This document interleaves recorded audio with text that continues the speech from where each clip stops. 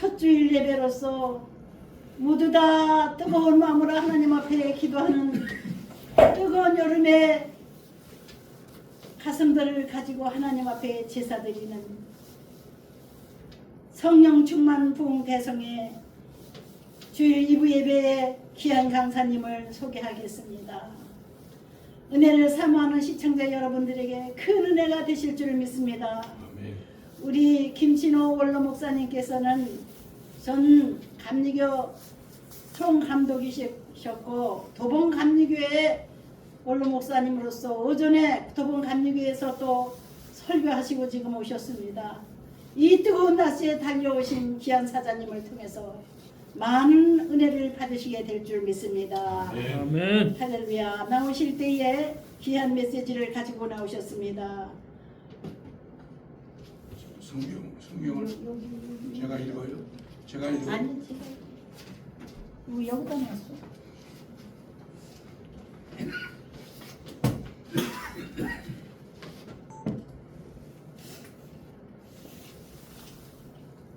오늘 귀한 목사님 나오실 때 은혜 받을 말씀을 봉독하겠습니다. 요한복음 6장 9절부터 13절까지 메시지고요. 메시지 제목은 남은 조각을 버리지 말라, 이런 제목입니다. 사회자가 봉독하겠습니다. 요한복음 6장 9절부터 봉독하겠습니다. 여기 한 아이가 있어 보리떡 5개와 물고기 2마리를 가지고 있나이다. 그러나 이것이 이 많은 사람에게 얼마나 되겠사옵나이까. 예수께서 이르시되 이 사람들로 앉게 하라 하시니 그곳에 잔디가 많은지라 사람들이 앉으니 수가 5,000명쯤 되더라. 예수께서 떡을 가져 축사하신 후에 앉아있는 자들에게 나눠주시고 물고기도 그렇게 그들의 원대로 주시니라. 그들이 배부른 후에 예수께서 제자들에게 이르시되 남은 조각을 거두고 버리는 것이 없게 하라 하시므로 이에 거두니 보리떡 5개로 먹고 남은 조각이 12바구니에 찼더라. 아멘. 할렐루야. 아멘. 아멘. 남은 조각을 버리지 말라는 제목으로 우리 귀한 목사님 나오실 때 겸손한 마음으로 할렐루야로 환영해 드리겠습니다. 할렐루야. 할렐루야. 목사님들마다 다 설교의 스타일이 있습니다. 저는 설교 전에 특별한 유머가 있거나 또 좋은 상식적인 이야기를 먼저 한번 하고 그리고 이제 설교로 들어갑니다. 우리 한국 사람들이 지금은 많이 나아졌지만 옛날엔 좀 대인관계가 좀 무뚝뚝했습니다. 제가 미국 같은 데 가보면 낯선 사람도 만나면 이렇게 손을 흔들고 헬로 또 아침이 되면 굿모닝 이러면서 인사를 하는 걸 많이 봤습니다. 우리가 다른 사람과 이렇게 뭐 잘하는 사람끼리 친절하고 가까웠게 말하는 건 누구나 할 수 있지만 조금 좀 잘 낯선 사람 만나도 이렇게 우리가 서로 인사하는 건 참 좋은 겁니다. 저는 그래서 이렇게 다른 사람을 만나서 인사할 때 4가지 인사를 잘 적용하면 좋습니다. 그래서 저는 그 약자로 반미고잘 그런 말을 씁니다. 반자가 뭡니까? 반자는 사람 처음 만났을 때 그냥 이렇게 덤덤하게 만나지 말고 아이고 반갑습니다. 반자는 반갑다 하는 표현을 하는 겁니다. 성경에도 마음으로 믿어서 입으로 시인하라고 그랬으니까 여러분들이 누구를 만나든지 아이고 반갑습니다 이렇게 만나면 서로 마음이 열립니다. 그 다음에 미란 말은 미안합니다 그런 말입니다. 우리가 세상을 살다 보면 또 이러저런 실수를 할 때가 있습니다. 그럴 때라도 그냥 뻔뻔하게 그러지 말고 아이고 미안합니다. 아이고 죄송합니다. 제가 일본 여행을 해보니까 일본 사람이 제일 많이 쓰는 말이 뭔가 가만히 유심히 보니까 일본 사람들은 스미마생 그런 말을 많이 쓰더라고요. 그 스미마생이라는 말이 미안합니다, 죄송합니다 그런 뜻인데 그러니까 아주 서로가 더 가까워지는 걸 느낍니다. 우리도 하여튼 내가 말이나 행동에 조금이라도 실수했을 때 그냥 지나치지 말고 아이고 미안합니다. 죄송합니다. 그렇게 말하는 건 아무 인간의 아마 상식적인 도리가 아닌가. 그 다음에 반미 고가 뭘까요? 고맙습니다. Thank you so much. 아리고또 고자이마스. 여러분 우리가 남에게 때로는 사랑을 받고 또 남에게 대접을 받고 그럴 때가 있습니다. 그럴 때라도 우리는 항상 우리의 마음속에 고마운 마음을 표하는 건 참으로 마땅한 것입니다. 고맙습니다. 감사합니다. 우리는 그 말을 늘 생활화해야 될 줄 압니다. 그 다음에 반미고잘. 잘이 뭘까요? 이것은 남을 칭찬해 주는 말입니다. 오늘 우리들은 때로 칭찬에 인색할 때가 많이 있습니다. 그런데 우리는 남을 칭찬해 주므로 여러분 이런 말 있지요? 칭찬하니까 고래도 춤을 춘다. 그만큼 우리 상대방이 뭘 잘했으면 아이고 잘했어요. 아이고 잘했습니다. 그렇게 칭찬을 아끼지 않는 건 아주 우리가 대인관계나 사람들을 가까이 대할 때 하는 우리의 참 중요한 인사법입니다. 반미고잘 이걸 잘 생활하는 반자는 반갑습니다. 미자는 미안합니다. 고자는 고맙습니다. 잘자는 잘했습니다. 이 말을 여러분 생활 속에 잘 적응하셔서 우리 모두 사람들과의 좋은 관계 그런 속에서 우리가 전도도 하고 좋은 그런 주님의 빛을 드러내는 것이라고 생각합니다. 이제 설교전의 이야기는 이상 끝입니다. 오늘 말씀의 제목입니다. 남은 조각을 버리지 말라. 아멘. 여러분 오늘 본문의 말씀은 우리가 너무나 잘 아는 말이죠. 예수님께서 보리떡 5개, 물고기 2마리 가지고 5,000명, 남자만 5,000명이니까 아마 아이들이나 여성까지 합치면 10,000명이나 되지 않을까요? 그 2000년 전에 베사다 광야에 예수님을 하루 종일 따라다니면서 만여 명의 사람들이 하루 종일 제대로 아마 아침을 먹었겠는지 점심은 거르고 그들은 배고파 있습니다. 예수님께서 그 배고픈 그들을 보시고 제자들에게 너희들이 먹을 걸 주라. 그러니까 안드레라는 제자가 여기저기 다니다가 웬 어린아이가 어머니가 싸준 도시락이야. 보리떡 5개, 물고기 2마리가 있습니다. 어린아이를 얼마나 잘 꼬셨는지 그 아이가 그 보리떡 5개, 물고기 2마리를 주었습니다. 안드레가 그걸 받아가지고 예수님께 달려갔습니다. 예수님! 이 베사다 광야에 아무도 먹을 게 없는데 웬 어린아이가 보리떡 5개, 물고기 2마리를 가져왔습니다. 여러분 그게 가당한 얘기나 될까요? 그런데 이게 웬일입니까? 예수님께서 그 안드레가 어린아이가 준 보리떡 5개, 물고기 2마리를 가져와서 예수님께 드렸을 때 예수님은 그걸 받아 가지시고 그리고 제자들에게 말씀하십니다. 50명, 100명씩 다 함께하라. 그리고 기도하셨습니다. 그리고 떼어주셨습니다. 예수님이 못하실 일이 무엇입니까? 놀라운 사실은 한 어린아이의 점심 한 끼 정도의 작은 보리떡 5개, 물고기 2마리지만 예수님 손에 그것이 쥐어졌을 때 하나님의 역사가 나타나. 오늘 본문에 보니까 그들이 다 배불리 먹고 이건 우리가 상상할 수 없는 남은 조각을 예수님께서 그냥 버리라고 말씀하지 않고 오늘 본문에 보세요. 그들이 다 배불리 먹었습니다. 배가 부르니까 먹다가 그냥 남은 조각 여기다 버렸을 것입니다. 그런데 예수님이 웬일입니까? 제자들을 불러서 저들이 버려진 남은 조각을 다 모으라고 말씀하십니다. 여러분 예수님이 하신 일 가운데 어떤 일이든지 의미가 없는 일이 있을까요? 나는 여기에서 이 말씀을 듣는 가운데서 중요한 영감을 받았습니다. 왜 예수님은 그 먹다가 남은 조각 참 찌꺼기 같은 음식 찌꺼기인데 왜 제자들을 시켜서 그걸 다 모으라고 말씀하시고 심지어는 그냥 모으라고 하지 않고 12바구니에 그 남은 조각을 다 차게 만드셨다고 성경은 말하고 있습니다. 아멘. 나는 이 말씀을 보다가 여기서 큰 메시지를 발견했습니다. 참 놀라운 영감을 발견했습니다.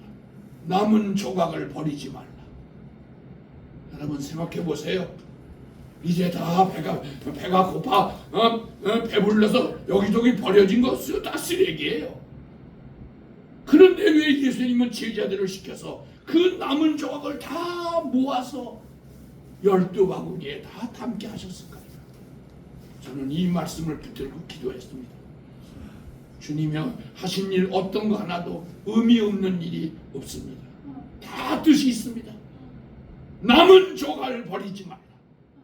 오늘 이 시간 저는 이 말씀을 가지고 여러분과 함께 은혜를 나누고자 합니다.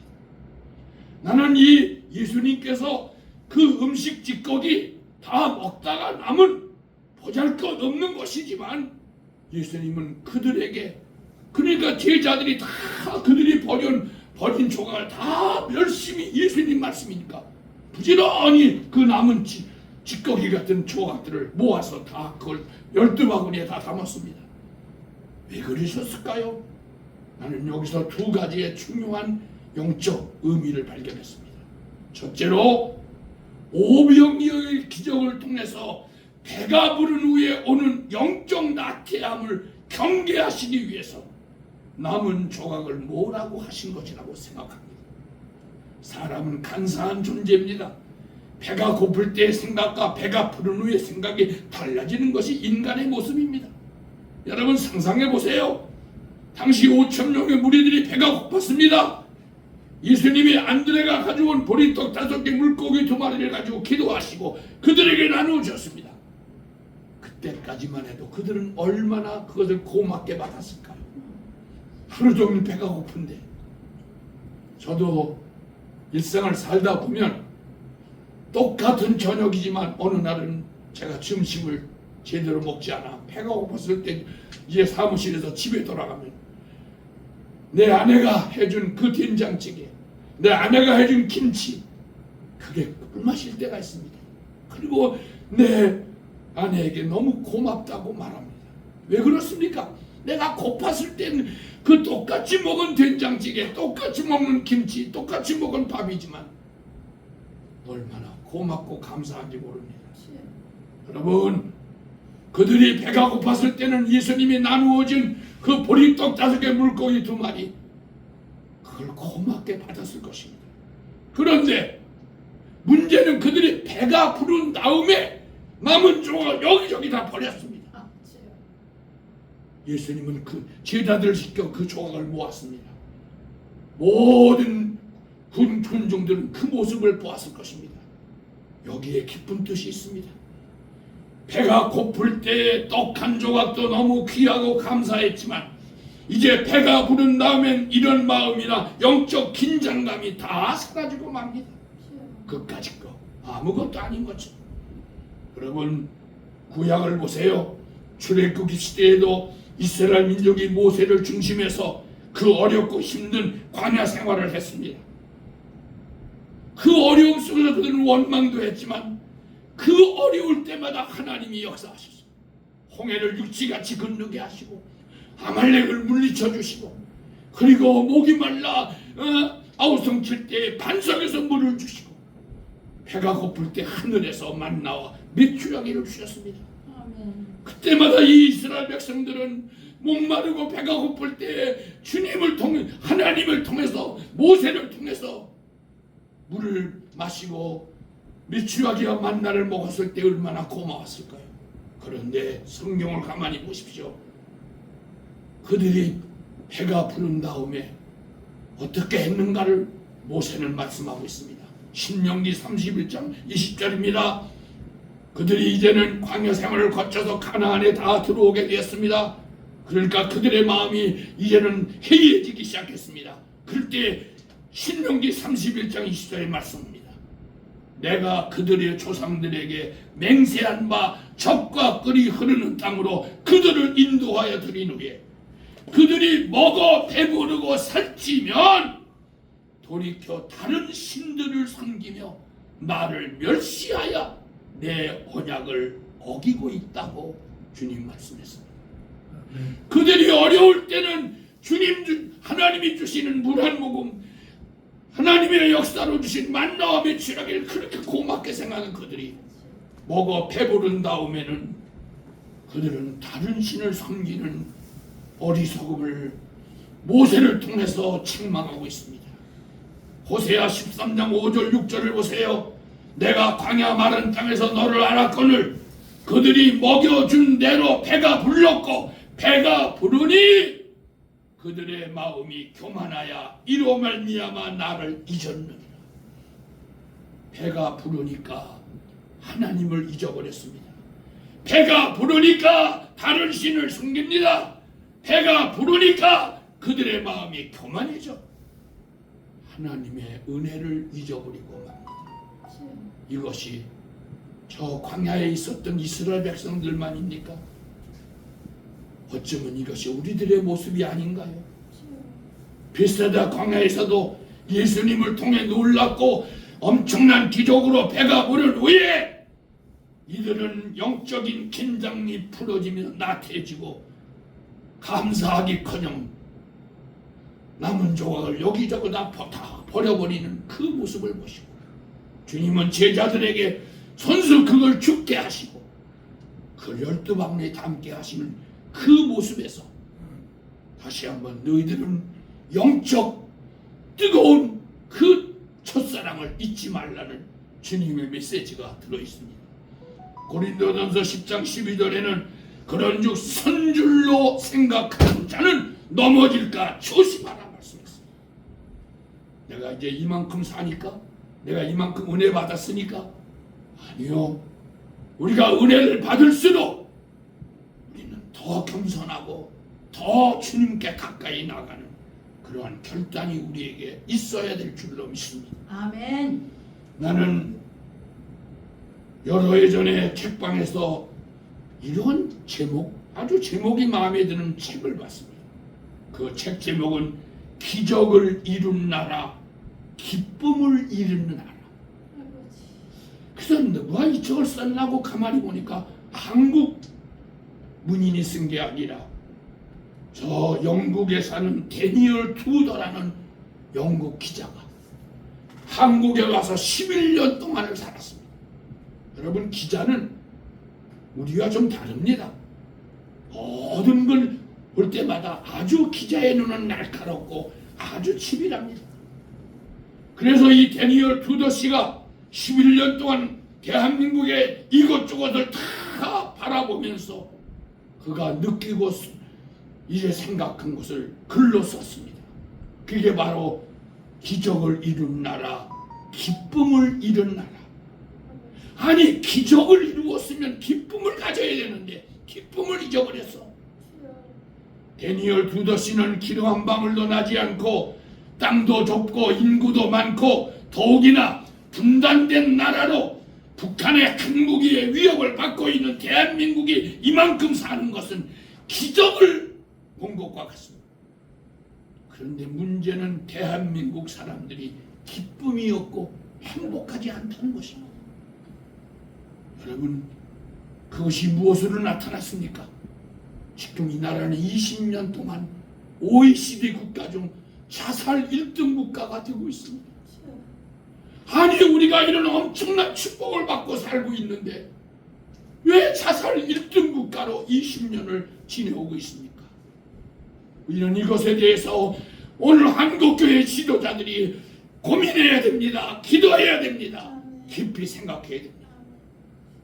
6.25 때 그렇게 가난하고 배고픈 나라가 이만큼 잘 먹고 잘 살게 되었는데도 사람들의 마음은 더욱 상대적 빈곤감으로 감사도 없고 만족도 없고 기쁨이 없다는 한 외국 기자의 날카로운 그 시선을 그가 책으로 쓴 것을 나는 2번, 3번 보면서 공감한 적이 있습니다.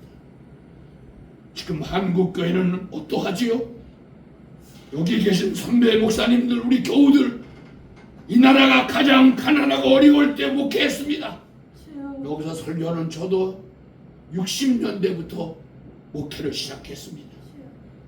농촌교회에서는 호롱불을 켜고 저녁 예배와 새벽 기도를 드렸습니다. 그리고 내가 이 교회에 내 모든 걸 다 바쳐하겠다고 결심을 하고 어려운 농촌교회, 가난한 적은 교회에서 정말 최선을 다해서 목회를 했습니다. 문제가 있을 때마다 기도원에 올라가서 하나님께 부르짖었습니다. 기도원에는 수많은 목사님들과 수많은 성도들이 하나님께 부르짖고 문제를 해결해 달라고 간구한 뜨거운 교회, 그때가 바로 한국교회가 가장 부흥한 70년, 80년, 90년대가 아닙니까? 그런데 오늘날 2000년도에 들어와서 오늘 대한민국이 선진국이 되었습니다. 경제 10위권에 들었습니다. 이제 우리는 하나님의 놀라운 축복을 받았습니다. 그런데 지금 어떻습니까? 오늘 우리들의 마음에는 주님을 뜨겁게 사랑하는 첫사랑이 식어가고 있지 않습니까? 오늘 한국교회가 영적으로 다운되며 기도의 야성을 잃어가고 있습니다. 오늘의 목회자들은 무릎으로 목회하지 않고 머리로 목회하려고 하고 있습니다. 사명의 목회로 돌아가야 합니다. 예배석 교회를 향해서 책망하신 계시록의 말씀대로 다시 첫사랑이 회복돼야 될 줄로 믿습니다. 아멘. 사람들은 오늘의 한국교회를 위기라고 말합니다. 왜 그럴까요? 왜 우리가 이렇게 잘 살게 되었고 이렇게 하나님의 축복으로 한국교회가 이만큼 부흥했는데 왜 우리들의 첫사랑이 식어졌나요? 오늘 우리는 이것을 바로 알고 하나님 앞에 바로 회개해야 됩니다. 아멘. 한국교회와 한국감리교회 우리 모든 교단을 초월한 모든 성도들과 모든 목사님들이 첫사랑을 회복하고 지난날 이 나라가 어려웠을 때 가난했을 때에 하나님이 엄청난 은혜와 축복을 주셔 한국교회를 세계 선교 역사에 드문 놀라운 부흥을 가져왔는데 우리는 그때 그 사랑을 다시 회복해야 될 줄로 믿습니다. 저도 목회를 하게 되면 때때로 많은 성도들을 만나죠. 제가 몇 개월 전에 제가 잘 아는 어느 장로님을 만났습니다. 이 장로님이 제게 가까이 와서 목사님, 저는 요즘 매일매달 하나님께 너무너무 감사하고 있습니다. 그리고 저의 남은 인생도 지금까지 받은 하나님의 은혜를 어떻게 보답하면 살아갈까 늘 생각하며 지난날 그렇게 살지 못했음을 회개하고 있습니다. 그 장로님의 그 다음에 간증이 뭔지 아십니까? 그가 잘 건강하고 모든 사업이 잘 되고 모든 일이 잘 될 때에 자기가 잘난 줄 알고 그래서 비록 장로지만 신앙이 나태해졌더랍니다. 그런데 어느 날 갑자기 몸이 아프면서 진단을 해보니까 암이라는 진단을 받았습니다. 그 장로님은 큰 영적인 쇼크를 받고 하나님 나를 살려주세요. 내가 다시 하나님이 살려주시면 내가 첫사랑을 가지고 주님을 위해 내가 충성하겠습니다. 그래서 지금은 그의 암이 많이 고쳐지고 있다고 저는 매일매일 하나님께 회개하고 매일매일 하나님께 감사하며 살고 있다고 그런 말을 나에게 했습니다. 여러분 오늘 우리들은 우리의 첫사랑이 회복해야 합니다. 우리가 배부르다고 그래서 예수님이 주신 떡 한 조각 생선 몇 개 그걸 우습게 여겼다면 그것은 우리의 태만이요 자만이요 교만입니다. 우리는 지난날 하나님께서 우리에게 역사하시고 축복하신 그 은혜 그 사랑을 다시 회복해서 아멘. 한국교회가 다시 일어나야 합니다. 아멘. 우리 한국교회 성도들의 신앙이 다시 새로워져야 됩니다. 아멘. 오늘 이 한국 백성들을 향해서 그들에게 다시 한번 하나님의 은혜를 감사하며 왜 옛날보다 나아졌는데 왜 자살자가 더 많이 늘어가고 있습니까? 왜 젊은이들이 결혼하지 않고 저출산 1등국가 되어가고 있습니까? 모두가 첫사랑을 잊어버렸기 때문입니다. 우리는 다시 회복해야 합니다. 두 번째로 예수님이 남은 조각을 버리지 말라고 하시는 두 번째 중요한 메시지가 있습니다. 여러분, 예수님이 그때 그들이 버려진 먹다 남은 그 찌꺼기 환경 청소나 하시려고 제자들에게 시켰습니까? 아닙니다.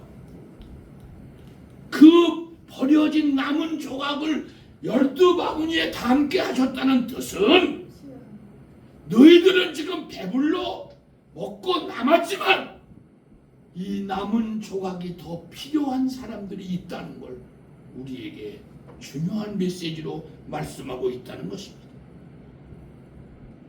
남은 조각을 벳세다 광야에서 사람들을 위해 그 남은 조각을 모으라고 하신 것은 이들에게 남은 조각이 너무너무 필요한 사람이 있음을 우리에게 시사해 주고 있다는 것입니다. 아멘. 우리 주님은 어디든지 가난하고 병들고 불행한 사람들을 결코 외면하지 않습니다. 배고픈 자에게 먹을 걸 주시고 병든 자에게 고침을 주십니다. 그래서 예수님은 마태복음 8장 17절에 우리의 연약한 것을 친히 담당하시고 병을 짊어지었더라고 말씀했습니다.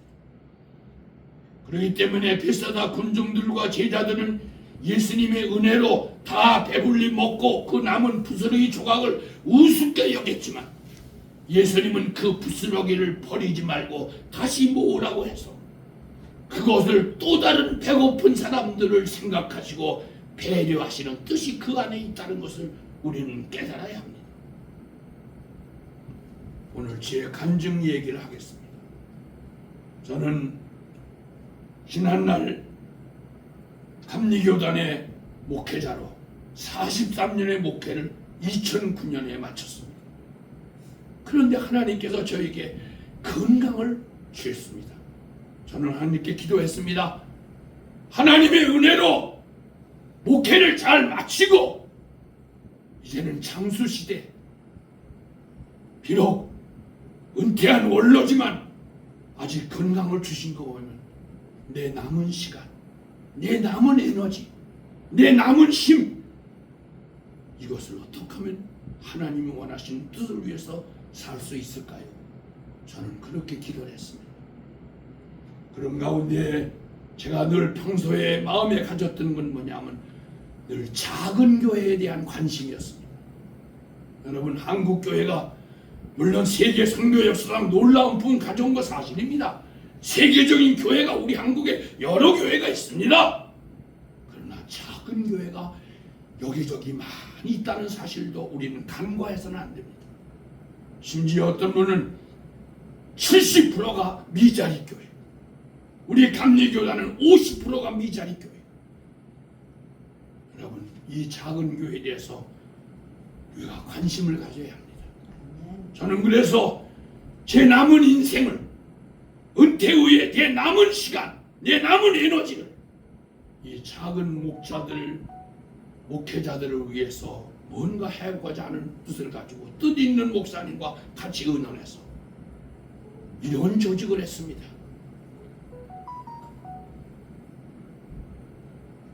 목회자와 함께하는 교회, 그리고 작은 교회 목회자들을 1년에 2번씩 초청해서 신바람 목회 세미나를 했습니다. 그들을 어느 때는 교회로, 어느 때는 호텔에서, 그리고 그들에게 그냥 무료로 좋은 강사님을 모셔다가 그 작은 목사들, 누가 작은 교회 목회자가 되기 원하는 사람이 있습니까? 그렇지만 그들에게 다시 용기를 주고 다시 힘을 주기 위해서 좋은 강사들을 모셔다가 세미나를 열고 그들을 내보내면 그들이 그렇게 고마워합니다. 제가 어느 날 그 언젠가 세미나를 마치고 집으로 돌아가는데 제 핸드폰에 그날 참여한 작은 교회 목회자가 핸드폰에 좋은 메시지를 보냈습니다. 메시지 내용은 이런 것입니다. 감독님, 저는 사실 너무 작은 교회가 어려워서 목회를 그만두려고 했습니다. 그런데 이번에 이 세미나에 참여해서 큰 도전과 힘을 얻었습니다. 제가 다시 하겠습니다. 그런 아주 너무너무 참 기쁜 메시지가 제 핸드폰에 왔습니다. 나는 그 메시지를 보는 순간에 제 눈에서 눈물이 났습니다. 얼마나 그 목사가 힘들었으면, 얼마나 목사가 목회에 좌절했으면, 대학원까지 하고 목사 안수 받아서 목사라는 그런 직책을 하면서 목회를 그만두려고 했을까? 그런데 그가 이번 세미나에 와서 큰 힘을 얻었다니 나는 얼마나 하나님께 감사했는지 모릅니다. 벌써 이 세미나가 28차까지 했습니다. 1년에 2번 14년을 해왔습니다. 앞으로 어느 기간이었든 간에 끝까지 저는 이 작은 교회 목회자들을 위해서 신바람 세미나를 계속할 것입니다. 그런데 또 한 가지 놀라운 것은 제가 정말 원로로서 있을 때 어느 날 제게 5분의 목사 사모님들이 왔습니다. 근데 그 사모님들을 알아보니까 홀 사모님들이 남편을 다 먼저 떠나보내 혼자 남은 사모예요. 그런데 그들이 제게 와서 감독님 저희들을 도와주세요. 알고 보니까 그들은 그의 남편 목사가 40대 50대 떠납니다. 떠날 수 있지 않습니까? 갑작스러운 병으로 사고로. 그래서 그들은 하루아침에 교회를 떠났습니다. 그런데 그들에게 가장 무거운 짐이 뭐죠? 자녀입니다. 목회할 때야 교회에서도 도와주고 다 이렇게 하지만 이제 목회를 그만뒀으니까 이 홀사모들이 자녀들을 공부 가르칠 힘이 없습니다. 그 홀사모 5분이 내게 와서 감독님 우리를 도와주세요. 만약 제가 그저 은퇴했으니까 난 이젠 편히 쉴 거야. 이젠 어디 뭐 슬슬 여행이나 다니고. 그런데 제 마음속에 그게 아니라 내가 은퇴 후에도 내 남은 시간, 내 남은 에너지를 정말 주님 원하는 일을 하기를 원하는 그런 마음이 내 속에 있었기에 그들이 마치 천사들이 보낸 그런 사람들과 같아 생각했습니다. 나는 그들을 붙들고 같이 기도하다 울었습니다. 그래, 내가 비록 교단에 큰 책임도 맡았고 이제는 목회를 놓고 내가 아무런 힘이 없어. 그런데 당신들이 내게 온 건 하나님이 당신들을 보낸 거야. 알았어, 내가 해볼게. 그리고 나는 여기저기 제가 잘 알고 있는 내 후배들과 또 동료들 또는 뜻있는 장로님들에게 이 얘기를 했습니다. 그런데 이게 웬일입니까? 이 말에 다 동감을 하고, 예, 저희 교회도 한 달에 10만 원씩, 우리 교회는 5만 원씩, 어떤 장로님은 저는 30만 원씩, 여기저기 많은 사람들이 후원됐습니다. 놀라운 사실은 그들을 모았더니 약 45명이 왔습니다. 대학생이 20명, 고등학생이 10명, 중학생들, 초등학생, 심지어 유치원 아이까지 데리고 온 홀사모가 있어. 내가 홀사모에게 물었어요. 남편 목사님 몇 살에 갔어? 91살에 갔어요. 그래.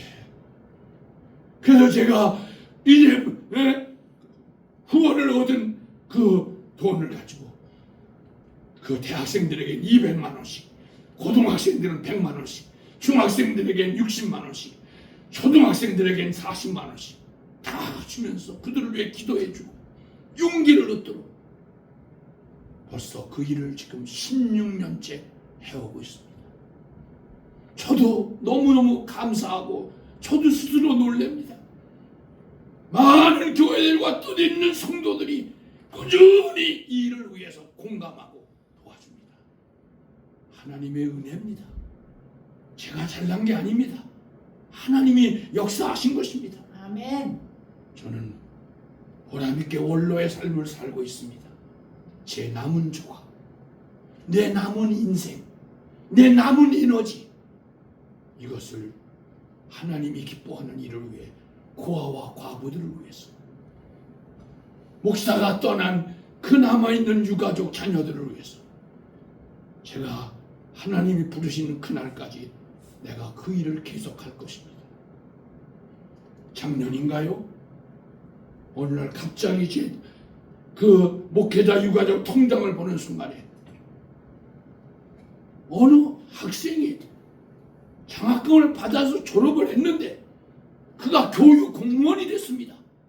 그 교육 공무원 된 이 청년이 첫 월급을 자기가 쓰지 않고 제 통장으로 자기의 첫 월급을 보냈습니다. 나는 곧 전화했습니다. 저 홍성에 사는 어느 홀사모의 딸인데 아니 어떻게 그렇게 첫 봉급을 보내?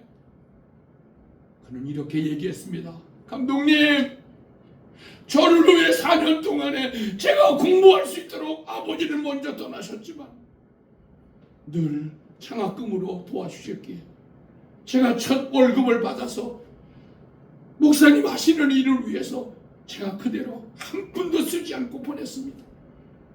나도 감동의 눈물을 흘렸습니다. 여러분, 우리의 남은 에너지 오늘 주님은 우리에게 부르십니다. 오늘 남은 조각을 모으라고 하시는 하나님의 뜻을 우리는 깨달아야 합니다. 내 남은 건강, 내 남은 재주, 내 남은 여유. 나는 오늘 이 말씀을 전하면서 우리 주위에 많은 원로들이 있습니다. 막상 원로들이 은퇴하고 나면 할 일이 없습니다. 어떻게 이 원로의 삶을 보람있게 보낼까? 아마 어쩌면 고민하는 분들도 많이 있을 줄 압니다. 하나님께 기도하세요. 하나님이 왜 우리를 오래 살게 하신 이유가 뭔가?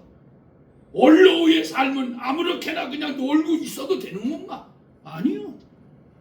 하나님은 남은 조각을 귀하게 쓰시라고 모으셨습니다.